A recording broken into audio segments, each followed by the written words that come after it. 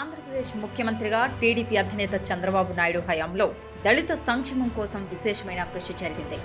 ఆయన పాలనలో సుమారు 30 లక్షల మందికి పైగా దళితులు ప్రత్యక్షంగా పరోక్షంగా ప్రభుత్వ పథకాల ద్వారా లబ్ధి పొందారు. వేల కోట్ల రూపాయల నిధులను చంద్రబాబు ప్రభుత్వం దళితుల సంక్షేమం కోసం ఖర్చు పెట్టింది. ఎస్సీ సప్లాన్ నిధులను 100% దళిత వాడల్లో ఖర్చు చేసింది. ఎస్సీ కార్పొరేషన్ ద్వారా 100 కోట్ల రూపాయలను రుణాలుగా అందించి దళిత యువత స్వయం ఉపాధికి బాటలు వేసింది. Best available schools, Ambedkar study circles, Ambedkar విదేశీ విద్య వంటి పథకాలతో దళిత విద్యార్థులకు దన్నుగా నిలిచింది. సుమారు 27కు పైగా పథకాలను దళిత సంక్షేమం కోసం అమలు చేసింది. వాటిలో కొన్ని ముఖ్య పథకాల వివరాలను ఇప్పుడు చూద్దాం. 2014-2019 మధ్య 5 ఏళ్ల కాలంలో ఎస్సీ సప్లాన్ కింద దళితుల కోసం సుమారు 33,623 కోట్ల రూపాయల నిధులను చంద్రబాబు ఖర్చు పెట్టారు. దళిత వాడల్లో మౌలిక సదుపాయాల కల్పనకు పెద్దపీట వేశారు. ఎస్సీ కార్పొరేషన్ ద్వారా ఆనాటి ముఖ్యమంత్రి చంద్రబాబు హయాంలో 2014 నుంచి 2019 వరకు 2,66,000 మంది దళిత యువతకు 3,800 కోట్ల రూపాయలకు పైగా సబ్సిడీ రుణాలు అందించారు.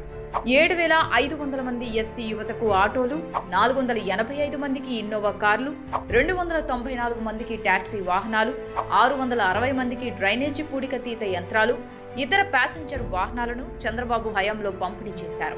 భూమి లేని నిరుపేద దళిత కుటుంబాలకు భూమి కొనుగోలు పథకం ద్వారా 2,386 ఎకరాల భూమిని కొనుగోలు చేసిన నాటి చంద్రబాబు ప్రభుత్వం 1,606 మంది ఎస్సీ మహిళలకు ఉచితంగా పంపిణీ చేసింది.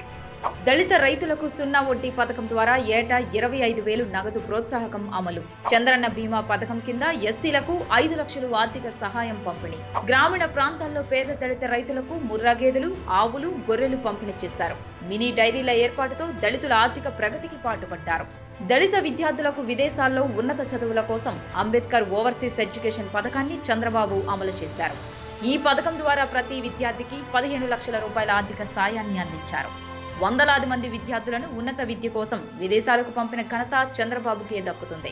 ప్రభుత్వ ఉద్యోగాలతో పాటు సివిల్ సర్వీస్ పరీక్షలకు సిద్ధమయ్యే దళిత విద్యార్థుల కోసం విద్యోన్నతి స్కీమ్ను చంద్రబాబు అమలు చేశారు.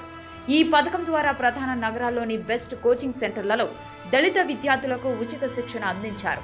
వారి హాస్టల్ ఖర్చులకు సైతం ప్రభుత్వమే భరించేలా చర్యలు తీసుకున్నారు.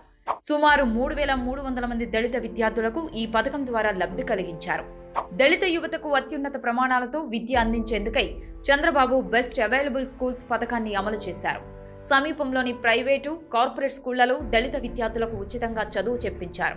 5 ఏళ్ల చంద్రబాబు పాలనలో సుమారు 1,00,000 మందికి పైగా దళిత విద్యార్థులు కార్పొరేట్ విద్యను ఉచితంగా అందుకున్నారు.